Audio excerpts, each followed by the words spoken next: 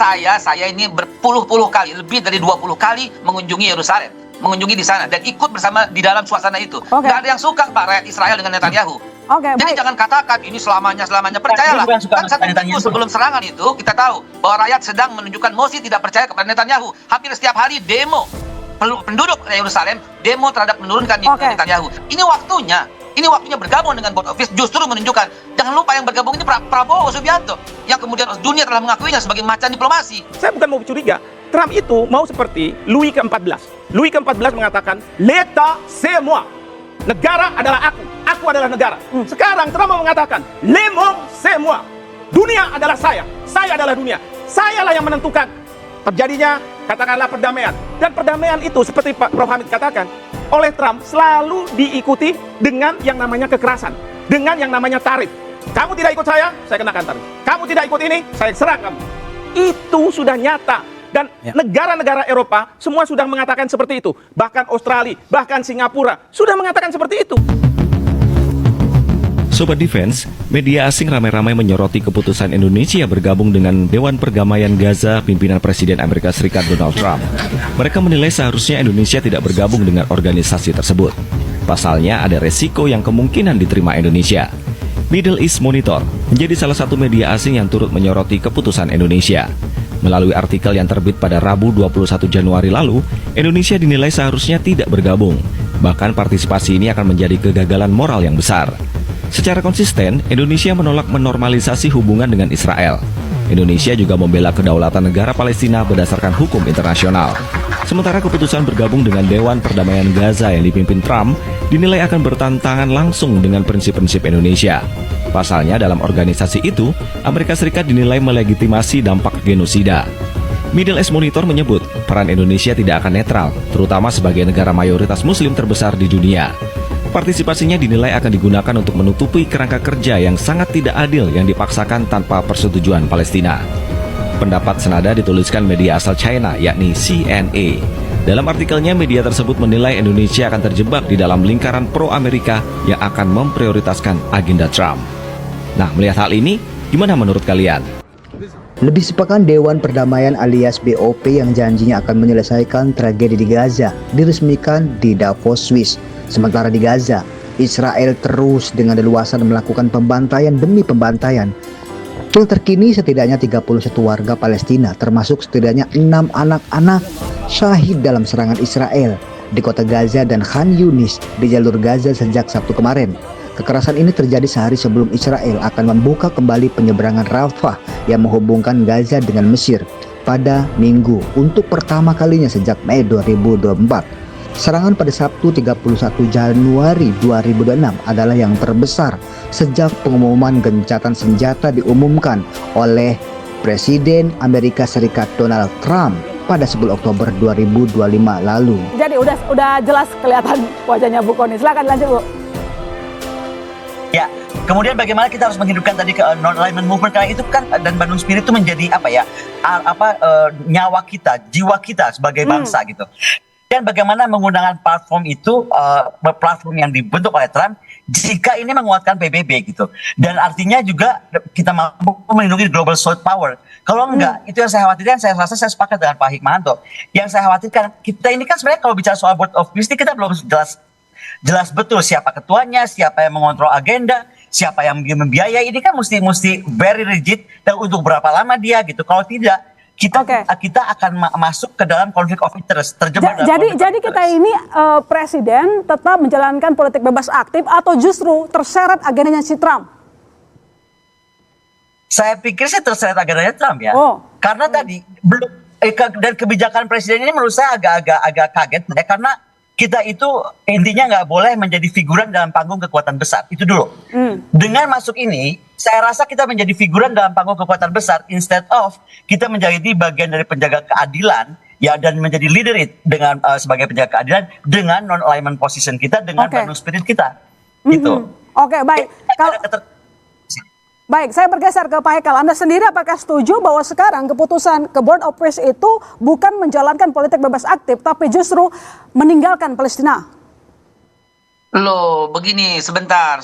Sebelum saya masuk ke dalam diskusi yang ramai ini, saya mau kasih gambaran. Saya ke Gaza, saya ikut di dalamnya, saya ke Yerusalem, saya ikut di dalam demo-demo mereka. Sekarang saya mau sampaikan begini. Tahu nggak bahwa teman-teman, ada 30.000 hektar suasana di Gaza itu sekarang rata dengan tanah, hanya berisi tenda-tenda. Lihat dari situ dulu sebentar. 96% wilayah itu sudah hancur total. Bukan hancurnya bukan lubang, tapi hancurnya tidak ada listrik, tidak ada air, rumah sakit, sekolah, dan sebagainya. Ini udah rata, nggak ada lagi harapan sama sekali. Para pengamat mengatakan ada 200 tahun lebih kalau membiarkan untuk hidup bersama, untuk membangun kembali Gaza. Pertanyaannya, apakah kita membiarkan itu semua? Apakah kita menjadi penonton saja, tidak berperan aktif di dalamnya? Kalau kita biarkan itu, 200 tahun rakyat Gaza itu akan terus seperti itu. Apakah ini sesuai dengan undang-undang dasar kita? Teman-teman, disinilah perlunya BOP.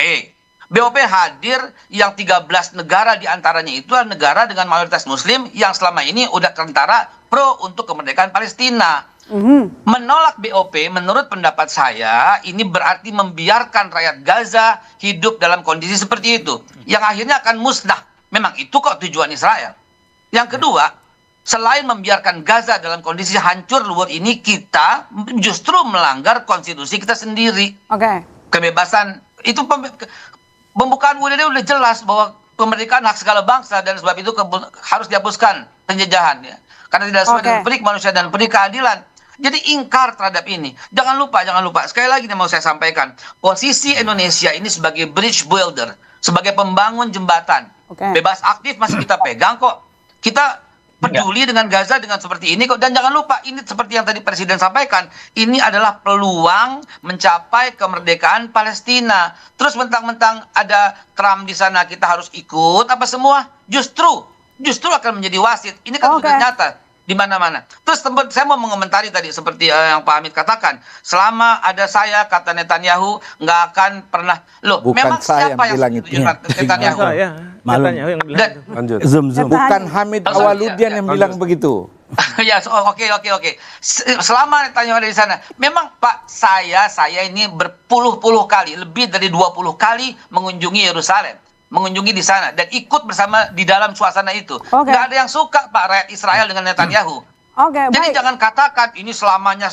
Percayalah, kan 1 minggu sebelum serangan itu kita tahu bahwa rakyat sedang menunjukkan mosi tidak percaya kepada Netanyahu. Hampir setiap hari demo penduduk Yerusalem demo terhadap menurunkan Netanyahu. Baik, saya coba ke Bu Kony dulu. Silakan merespon tadi dikatakan bahwa kita masih mengikuti politik bebas aktif. Kok ada BOP untuk rekonstruksi begitu? Saya kok ingin menjawabnya dengan begini. Kenapa ya sangat Gaza atau sangat Palestina national interest? Boleh Palestina dan Gaza national interest, tapi kita mesti lihat kita juga punya kepentingan nasional. Yang menurut saya bergabung sebelum desain tata kelola board ini jelas, itu adalah sebuah ketergesaan, gitu loh. Jadi yang kita bahas sekarang bukan soal kita tidak bela Palestina. Bela Palestina is one thing.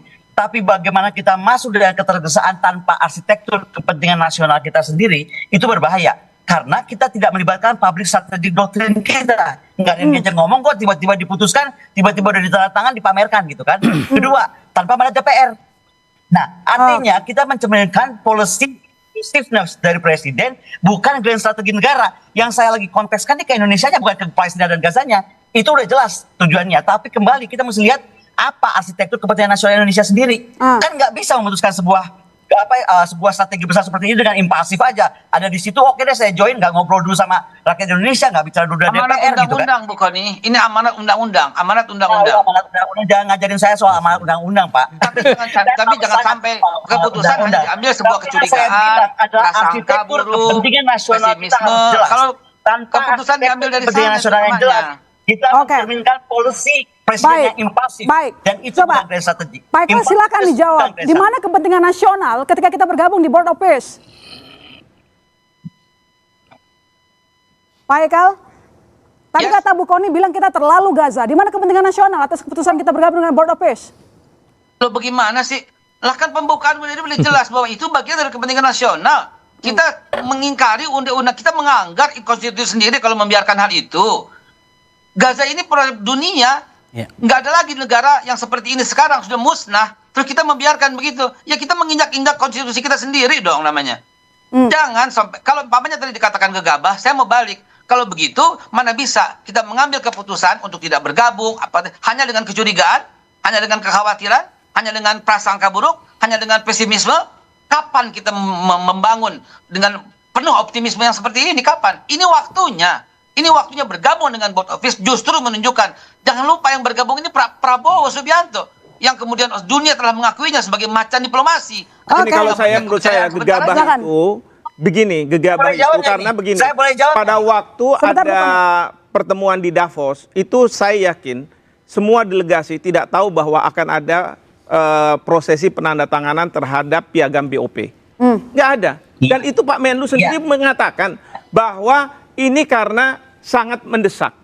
Artinya apa? Saya yakin pasal-pasal yang ada dalam piagam BOP itu belum pernah dikaji. Jangankan oleh Kemlu, oleh beliau-beliau yang ada di sana di Davos belum pernah dilihat. Sekarang kalau kita lihat ternyata seperti itu. Apalagi saya bukan mau curiga, Trump itu mau seperti Louis ke-14. Louis ke-14 mengatakan, "L'État c'est moi." Negara adalah aku. Aku adalah negara. Sekarang Trump mau mengatakan, "Le monde c'est moi." Dunia adalah saya. Saya adalah dunia. Sayalah yang menentukan terjadinya, katakanlah, perdamaian.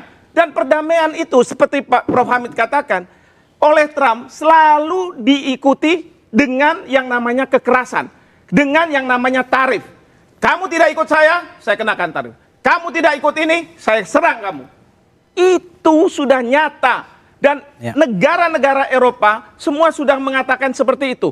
Bahkan Australia, bahkan Singapura sudah mengatakan seperti itu. Berarti Trump merakit BOP untuk kebutuhan dia sendiri, untuk kepentingan dia sendiri. Baik, Azullah, Anda setuju? Ya, saya menyimak dari tadi, ini profesor, guru besar, dan para guru bangsa semua. Tapi saya sedih.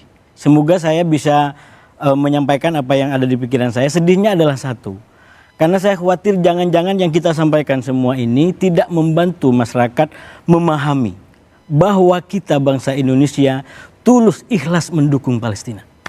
Saya yakin di semua pembicara ini semua dukung Palestina.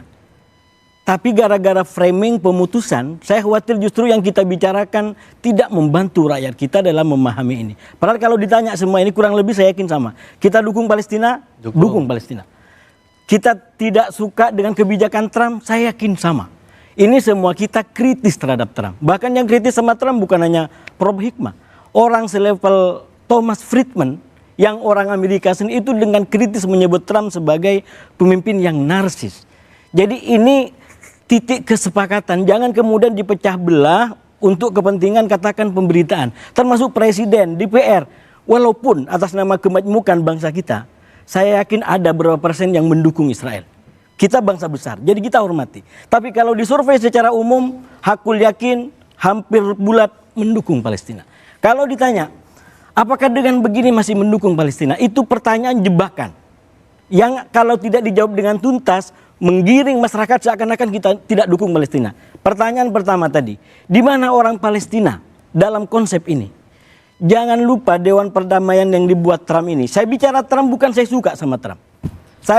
Catatan kritis saya adalah saya bilang kita tidak suka dengan kebijakan dan pernyataan Trump. Bahkan kita mengutuk yang dilakukan Trump di Venezuela. Kita mengecam yang rencana dilakukan di Greenland. Tapi atas nama pengawat Palestina kita semua sepakat, terima kasih sama Trump yang minimal proposalnya membuat gencatan senjata itu tercapai, Prof. Dan darah kematian berhenti semenjak 10 Oktober. Minimal kalau dibandingkan dengan sebelumnya. Sebentar, kalau ditanyakan apakah ada orang Palestina? Ada, yaitu di Dewan Komite Rekonsiliasi Nasional Gaza. 15 orang. Jadi makanya ini benar bukunya udah kasih jawaban. Ini gara-gara menjadi masalah dipotong sana sini. Satu, konsep belum jelas. Konsep belum jelas, mohon maaf Prof ya. Saya masuk ke Prof. Prof sudah ambil kesimpulan ini akan mengarah kepada PBB. Mari kita buka. Bagaimana proses pembentukan PBB? Bisakah PBB hanya didukung oleh 26 negara? Ya, bisakah kalau misalnya PBB itu Prancis, Presiden Macron yang mengatakan, saya hanya mengutip bahwa Macron mengatakan kami tidak mau bergabung karena ini bertentangan dengan ide dari Dewan Keamanan PBB. Itu betul, tapi kalau dikaji secara teks, di mana di pasal itu yang menyatakan ini akan menjadi pengganti PBB. Saya ingin mengatakan, kata Bu Kony tadi, ini semua draft belum jelas, tapi kita berkonklusi masing-masing. Enggak, draft sudah jelas, kan saya sudah jelaskan, saya sudah baca piagamnya. Saya nggak tahu kalau misalnya teman-teman yang berkomentar itu sudah baca belum? Bandingkan dengan resolusi Dewan Keamanan PBB yang berkaitan dengan 20 prinsip poin dari Trump. Dan itu 20 poin itu ada di dalam aneks, di dalam resolusi ini. Nah kalau kita gabungkan gini, saya ini sebagai ahli hukum, saya harus bicara soal pasal. Boleh. Nggak mungkin saya nggak bicara pasal, saya nggak bicara dari ngawang sana ngawang sini. Maka pada waktu Bapak Presiden tanda tangan, saya segera mencari mana itu piagamnya. Karena saya ingin tahu seperti apa ceritanya, strukturnya. Saya masuk. Saya juga sama. Kalau ternyata ini akan menjadi pengganti PBB, mundur.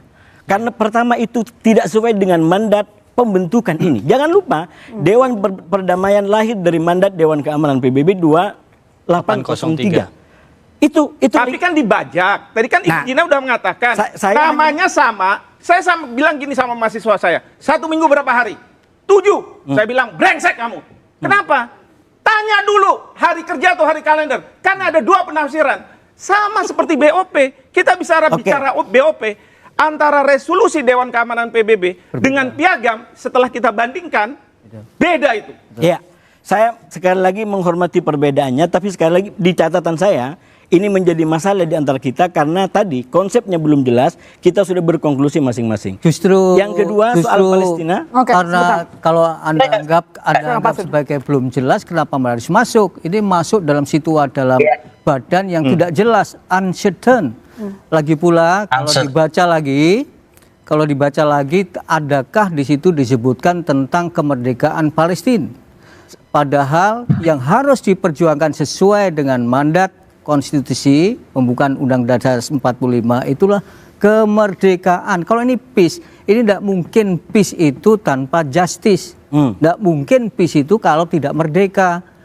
Mereka orang Gaza dikasih makan, kemudian Gaza dibikin Riviera the Middle East, banyak hotel dan sebagainya untuk dikenyangkan, tapi tidak merdeka.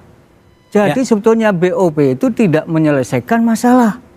Kenapa kita harus masuk kepada situasi, kepada badan yang bermasalah? Tadi sudah jelas, cacatnya banyak. Jadi menurut saya, kalau bahasa MUI, itu masuk di situasi yang tidak jelas, itu berdosa. Harus jelas dulu. Nah ini dilemanya.